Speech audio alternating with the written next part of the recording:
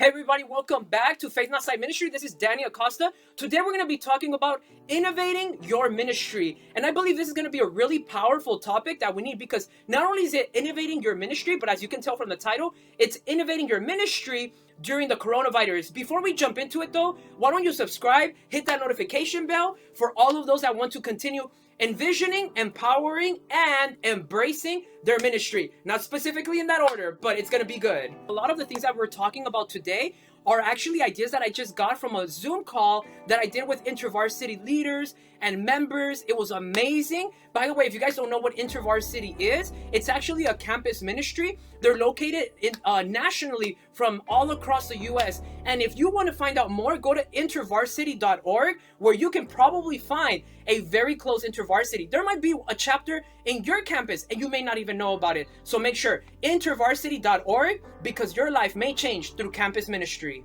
Point number one, embrace people. Well, you're probably like, but Dany, that's kind of crazy. That goes against everything we've been hearing in the news from people, our doctors, right? Like embrace people. But I'm not talking about physically. I'm talking about spiritually. I'm talking about reaching out to people that you haven't embraced with your words in a really long time. For example, when was the last time you called that specific uncle or aunt, that cousin that you've been wanting to reach out to? And you're like, man, I know the Lord has a powerful word for them, but I haven't had the time to call them. Maybe you're really busy with work. You're really busy with school. A lot of us are students right now. You need to reach out to the people that you love. You need to reach out to the people that you truly, truly care about. They're waiting for you to pick them back up. Maybe it's a neighbor. What if there's a neighbor next door to you and you're saying, I know, man, like I know we're not perfect neighbors with each other, but I think it's time. Maybe just share a word with them. Like, hey, I know we're going through a really difficult crisis, but I want to let you know, like, I've been praying for our building, and just so you know, everything's going to be okay.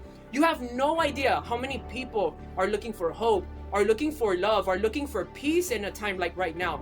This is a time where I believe we should most be going out there to seek the Lord, but also to spread the love of the Lord. I believe Jesus has called us to go to all the corners of the earth. That includes our neighbors. That includes calls internationally, whether you're using a Zoom app, whether you're using Facebook, right, Messenger, Skype, or any other means of being able to communicate, even WhatsApp. I encourage you guys, if you talk different languages, bilingual or other things, I encourage you guys, use it to your advantage. Use it because a lot of people need to hear about the love of Christ. Number two is empower people. I encourage you guys to begin to empower the people in your ministry. If you're a youth minister, begin to empower your leaders, your supervisors, your members. If you guys run a cellular structure in your church, begin to multiply, begin to reach out to youth. A lot of youth aren't going to school. They're at home bored. A lot of them get tired of playing video games, I think. Some of them are just Netflix binging, right? But a lot of them don't really have something to do. A lot of vacations got canceled. A lot of traveling got canceled. Now is a time to empower your team, your people. Do Bible studies online. Do Bible studies over the phone. Have long conversations. You begin to enjoy the time, but also you begin to embrace and empower the people that are closest to you. Your intimate circle, your team.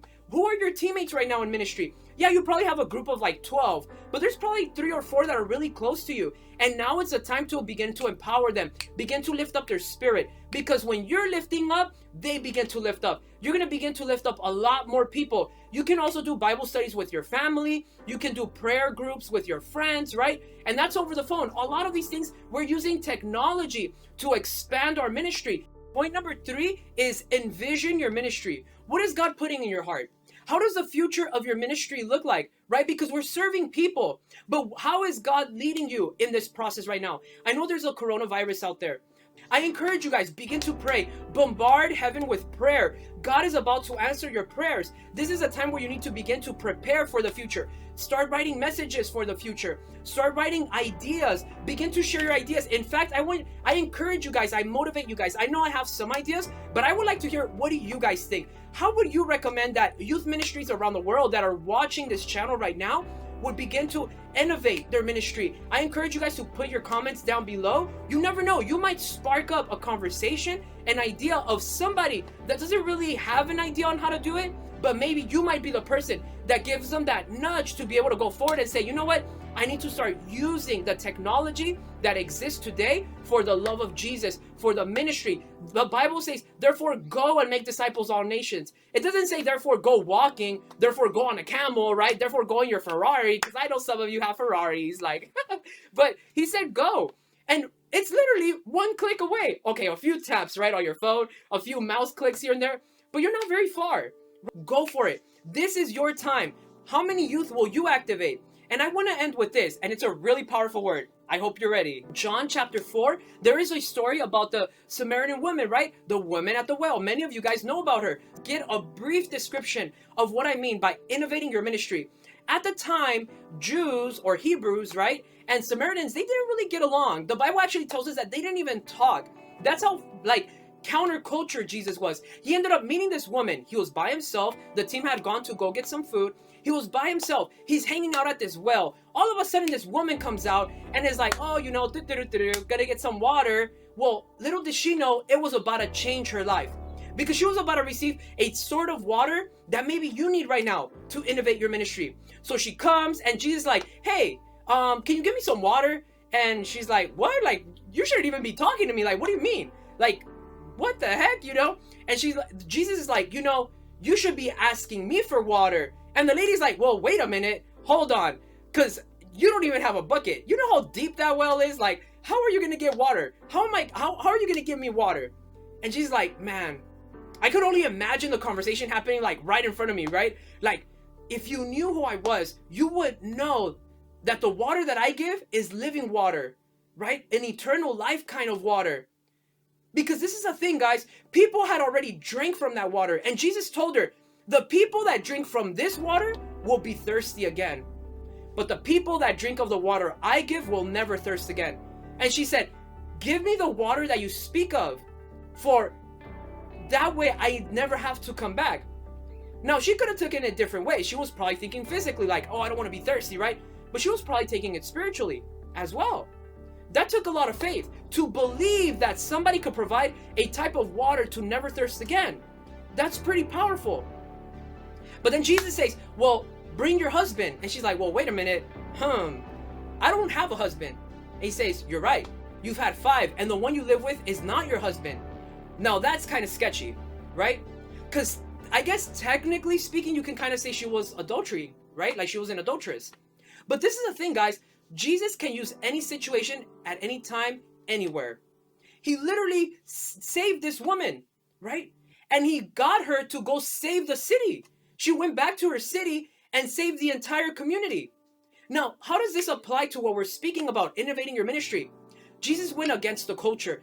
There's a lot of culture around ministry where it's like, oh no, you know, we need to stay away from technology. Not all churches, right? But there's still some out there. But then there's those leaders, or like both male and female leaders, right? Or however they identify. And they're probably reaching in different denominations. They might be reaching to their youth in different ways. But a lot of them have stopped proceeding or have stopped persevering in technology. A lot of them, I know leaders that don't even like to use Facebook. I've met leaders that don't even like to use Instagram. And it's like, man, but a lot of youth are there. The future of the church is there, right?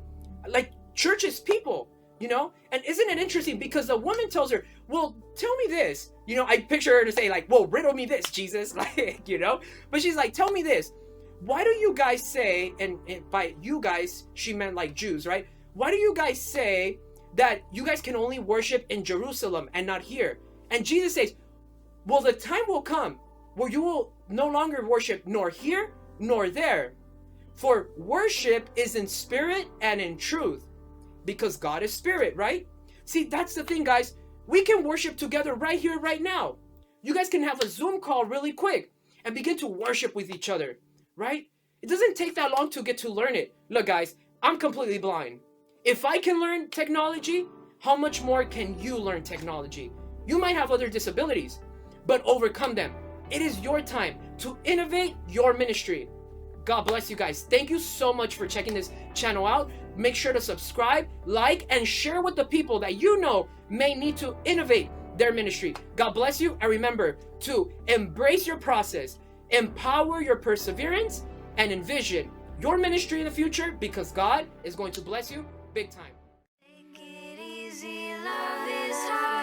Walk among us, come from